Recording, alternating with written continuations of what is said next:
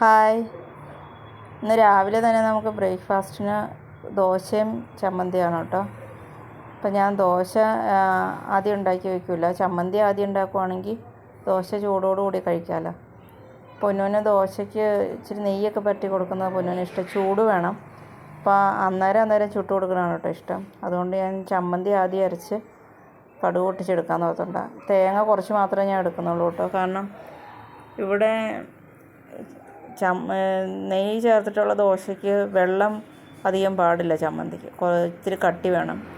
അപ്പോൾ അത്രയും തേങ്ങ എടുക്കാൻ പറ്റില്ല. അതുകൊണ്ട് ഞാൻ പൊട്ടുകടല ചേർക്കുക. പൊട്ടുകടല ചേർത്തിട്ടുണ്ടെങ്കിൽ നല്ല കൊഴുപ്പും കിട്ടും, കൂടുതൽ ചമ്മന്തി ഉണ്ടാവും കേട്ടോ. കടകളിലൊക്കെ അങ്ങനെ ചെയ്യാറുണ്ട്. അപ്പോൾ ഞാൻ ഇത് ചെയ്യുന്നത്, അമ്മ നേരത്തെ ഹോട്ടലിലൊക്കെ പണിക്ക് പോകുമ്പം അങ്ങനെ അമ്മ പറഞ്ഞു തന്നതാണ് കേട്ടോ. അപ്പോൾ പൊട്ടുകടല ഇട്ടു, പച്ചമുളകാണ് ഇട്ടിരിക്കണത്, ചെറിയുള്ളി, പച്ചമുളക്, പൊട്ടുകടല, തേങ്ങ, ഉപ്പ് ഇത്രയും ചേർത്തിട്ടുണ്ട് കേട്ടോ. ഇഞ്ചി ചെറിയ കഷ്ണം ഇടുന്നത് നല്ലതാണ്. ഇവിടെ പൊന്നൂന് ഇഷ്ടമല്ല ഇഞ്ചിയുടെ ടേസ്റ്റ്. അപ്പോൾ നമുക്കിതൊന്ന് അരച്ചെടുക്കാം. പിന്നെ ഇത്രയും ചേർത്തിട്ടുണ്ട് കേട്ടോ. അരച്ച് നല്ലപോലെ നല്ല ഇതായിട്ട് അരിഞ്ഞ് കിട്ടിയിട്ടുണ്ട്. തേങ്ങ കുറച്ചേ ചേർത്തുള്ളൂ എന്ന് തോന്നിയില്ല കേട്ടോ. പിന്നെ അപ്പം തന്നെ ഉപയോഗിക്കാനേ ഉള്ളൂ, വൈകുന്നേരം വരെ ഒന്നും വെച്ചുകൊണ്ടിരിക്കാൻ കൊള്ളൂല കേട്ടോ. ഈ ചമ്മന്തി പെട്ടെന്ന് ചീത്തയായി പോകും. ഒരു ഉച്ചവരെയൊക്കെ കുഴപ്പമുണ്ടാവില്ല. അപ്പോൾ നമുക്കിത് ആ ചമ്മന്തി ആയിട്ടുണ്ട്. ഇനി കടുക് പൊട്ടിച്ച് ചേർക്കാം കേട്ടോ.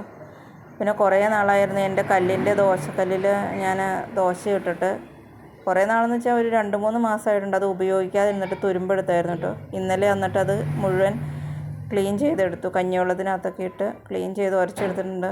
അത് കത്ത് പിടിക്കുമോ എങ്ങനെയാണെന്നൊന്നും അറിയില്ല. പിന്നെ അതിനകത്തൊന്ന് ചെയ്ത് നോക്കാമെന്ന് ഓർത്തു.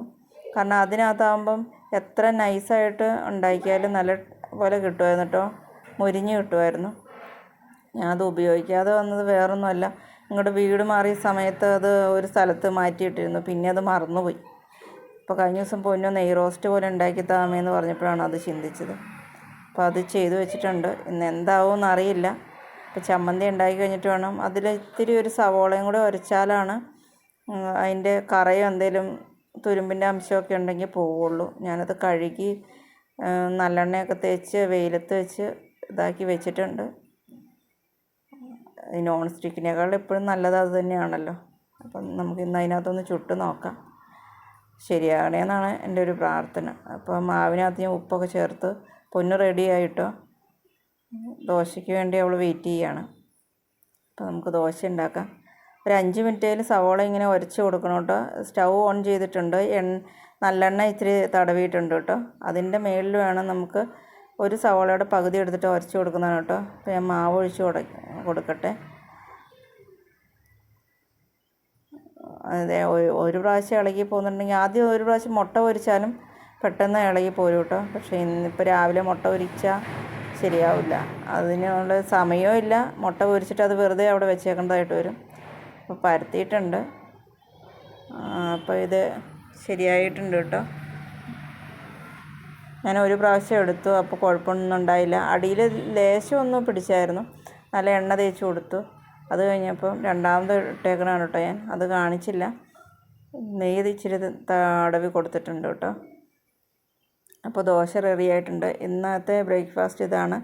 എല്ലാവർക്കും ഇഷ്ടമായെങ്കിൽ ലൈക്ക് ചെയ്യണം, ഷെയർ ചെയ്യണം, സബ്സ്ക്രൈബ് ചെയ്യണം. അപ്പോൾ ദോശയും ചമ്മന്തിയും കഴിക്കട്ടെ കേട്ടോ. Thank you.